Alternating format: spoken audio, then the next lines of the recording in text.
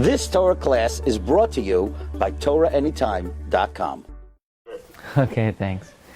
Okay, good afternoon, everyone. Shalom Aleichem, Bruchim Haba. We continue Orchos Chaim of the Rosh.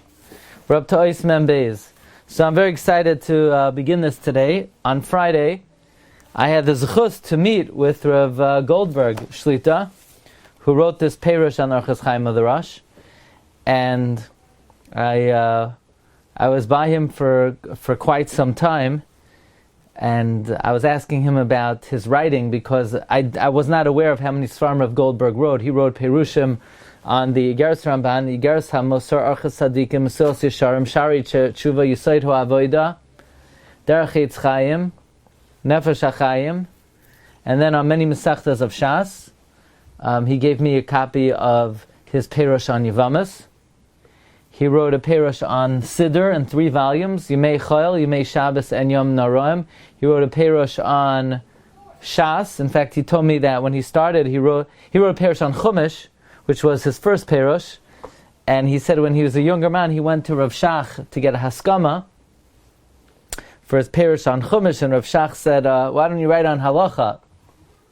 But he said that he did sort of through the back door, and that for Sfarim to have for Sfarim to be Neskabel, they need to have a special Siyata D'Shmaya.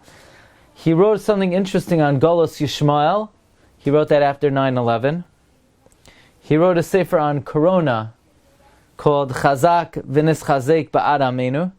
He wrote a Perush on Chumash, on Chinuch, and in it he says, sometimes a person feels that they don't have time to learn with their kids because they have to learn themselves, and it's always a balance and a struggle. And he tells a story how the Brisker Rav gave up 10 years of his life to just focus on the chinuch of his children. And even though 10 years of the Brisker Rav learning and writing is quite a loss for Klal Yisrael, but nevertheless, the Brisker Rav, all of his children, were all great people in their own right, and that was because of the time that the Brisker Rav dedicated to them.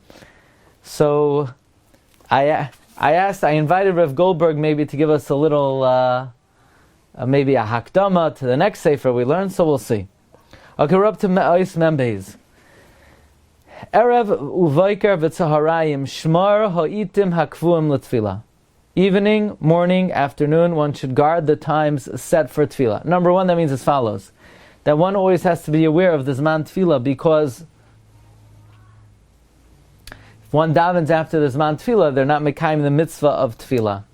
But besides that, there are different kinds of people. Some people, they come exactly when davening starts. Some people, they sort of roll in after davening's already started.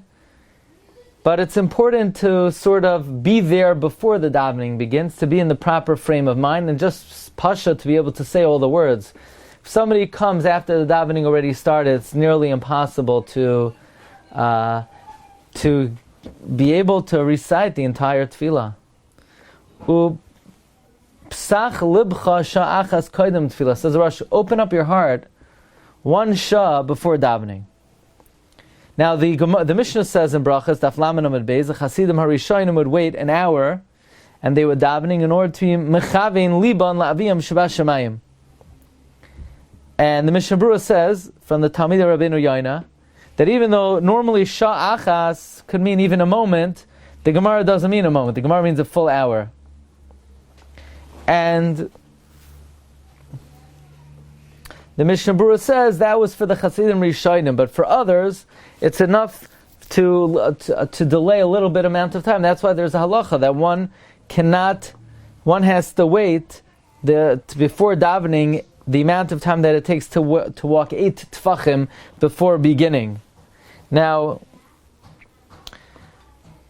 Rav Volba says that Lamaisa Bizman has even a moment or two of hisbainanus before one begins to daven is extremely effective in clearing out one's mind and being able to enter the proper frame of mind to be able to daven. But again, if a person's running in and he's throwing off his coat as he's coming in, and he's sort of saying Ashrei on the way in and half of Ashrei when the tzibur already started, that's not really the proper frame of mind to be able to go into the Tefillah.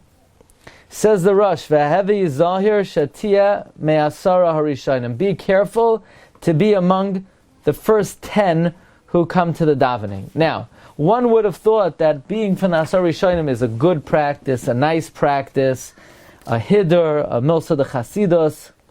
And the Gemara says in Brachas Daf Mem Zayin Beis Lo'olam Yashkim Adam LeBeis HaKnesses, to be zoiche, to be counted with Asar Rishonim. Because even if 100 people come after that, they give you schar keneged all of them. By the way, if you remember when we were learning Tamar Devar says it's specifically 100, because when you have 10 people, each one has a chelek of all 10. So in effect, you have in you the chelek of 100 people. And so one would have thought that this is a milsa de chasidus, but the Rosh is saying, be zahir to fulfill it. Now, as we learned, Rabbi Yerucham said the Rosh wrote this for himself. The Orchos Chaim and the Rosh was written for himself. But nevertheless, he's sort of demanding of himself to fulfill this. Now, the Mishnah Berurah brings that the Arizal was not makbid to be min asar rishonim, because number one, the Arizal was sickly and he had to defecate, he had to clean himself, and he wanted to be able to enter the shul already wearing talis and tefillin, and that you can't do before the day. Now the Magen Avraham brings a raya from the Arizal that the maila of entering the shul wearing talis and tefillin is more important than being from the Asar Rishonim. And the Kaf HaChaim says the same thing, but that's not like the Malbim. The Malbim says that the reason Arizal did not come as Asar Rishonim is because he was sickly. Now, the Maila of being Me'asar Rishonim is not only for Shachris, it's for Mincha, Marav as well. In fact, the Kaf HaChaim writes that if somebody was not Mekayim Asar Rishonim by Shachris, one should try to make it up by Mincha and by Marav. And and then the Mechaber continues, V'al tedaber sicha b'tel beis hakneses. Do not have idle conversation in the shul. Now, there's not talking about davening. Of course, you can't have any conversation by davening. It's talking about outside of davening. You cannot converse in a shul.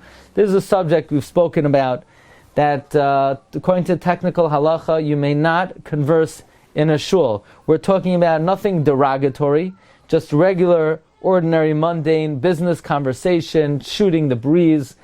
That would not be permitted. We once quoted from someone to legitimize that if you have a cheshbon, that you're talking to someone and you're wishing them good morning, how are you, how's your family, just out of friendship to Mekayim, that might be considered a Dvar Mitzvah, but outside of that type of calculation and cheshbon, it would not be permitted.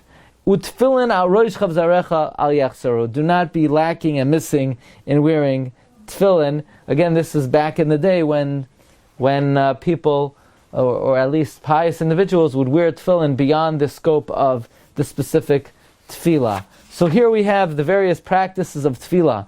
To be makbid on the zmanei tefillah, to be makbid on when the minyan starts, to prepare oneself mentally before the tefillah, try to be from the Asar Rishonim, not to converse in the shul, and to be regular wearer of talis and tefillin, even outside of the time of the davening.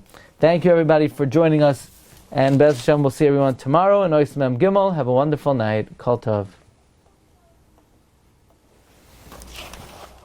You've just experienced another Torah class brought to you by TorahAnytime.com.